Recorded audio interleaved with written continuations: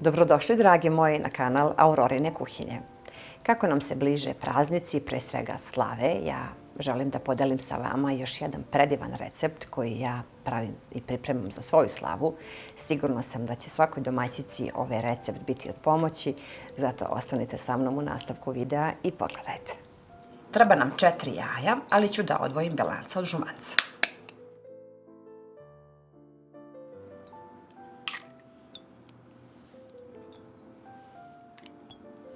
U belanca dodajem malo soli, vrlo malo, i umutit ću mikserom penastu.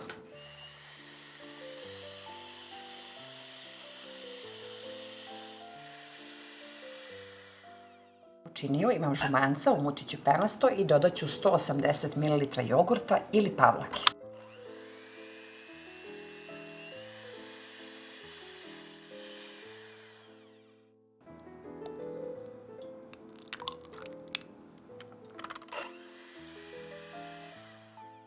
U žumanca i jogurt dodat ću brašno, kašiku po kašiku, najverovatnije 4 pune kašike. I mutimo.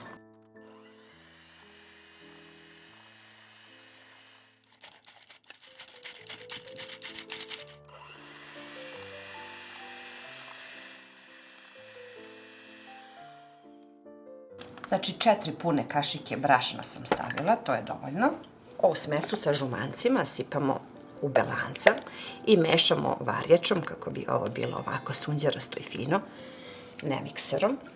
Ovdje imam 1 kašiku ulja i 1 kašičicu praška za pecivo, to dodajemo. Ovdje ima 7 grama, znači 1 kašičica.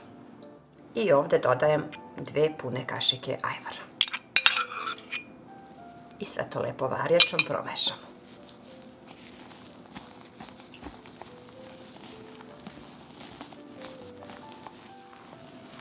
Evo sad vidite kako je to lepo sunđerasto, belanca su znači skroz tu. Ovo je jako sad fina jedna smesa i treba da nam bude ovako ređa kako bi kora bila kao sunđer. Sad mogu odmah da sipam u pleh. Dimenzija pleha je 30 puta 40 i sve to lepo izlijemo. Rerlu sam već uključila na 200 stepeni i ovu koru pečemo 10 do 15 minuta. Možete da pečete ovu koru ukoliko imate onaj velik pleh od šporeta, od rerne, pa možete i u njega. On je malo veći samo od ovog mog. Malo protresemo kako bi kora bila ravna i mogu da nosim na pečenje.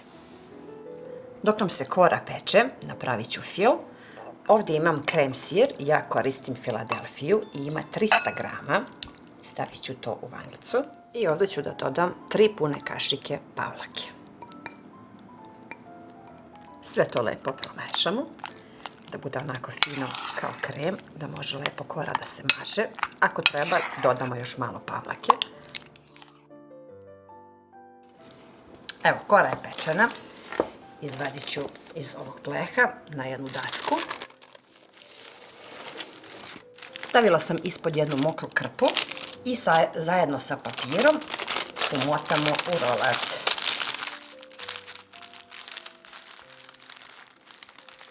I čekamo da se kora skroz ohladi. Kora je skroz hladna, skinut ću papir za pečenje, jako je fina i tanka.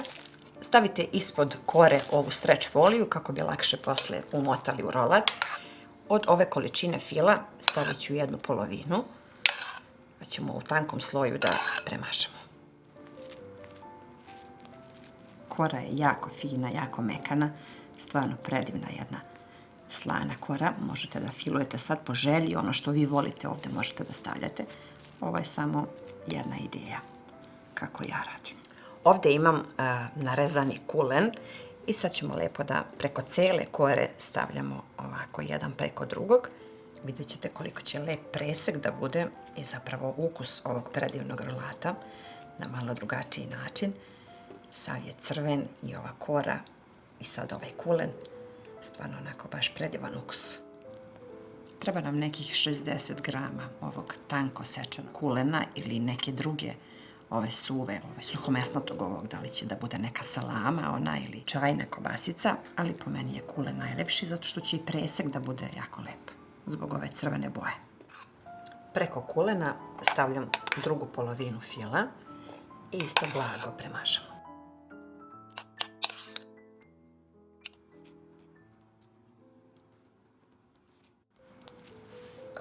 I sad krenemo lagano da motamo, pravimo rolat.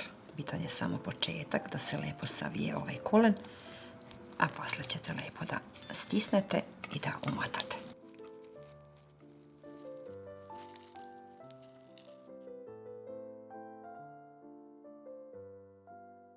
I stavljamo u frižider na sat vremena ili preko noći, ako vam se ne žuri, i onda sečemo.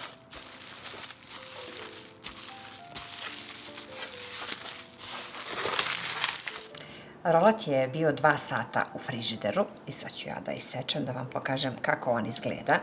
Najbolje bi bilo preko noći, kao i uvek kad pravimo za slave ili za bilo koje proslave, ali posle 2 sata možete da vidite koliko lepo izgleda. Jako je čvrst i fin, stegla se i pavlaka i ova Filadelfija, ali presek je stvarno prelep. Evo sa druge strane. Stvarno je prelep. Ukus, verujte mi, predivan. Možemo da sečemo deblje ili tanje, to zavisi kako vi želite. Samo ga stavite u frižider, ja obično pravim za svoju slavu danas za sutra i onda sutra sečem i stvarno pravim različite i ukuse i različite boje, ali ja sam sigurna da ovaj crven krasit će i vaše trpeze. Sad možete da vidite zapravo kako on lepo izgleda.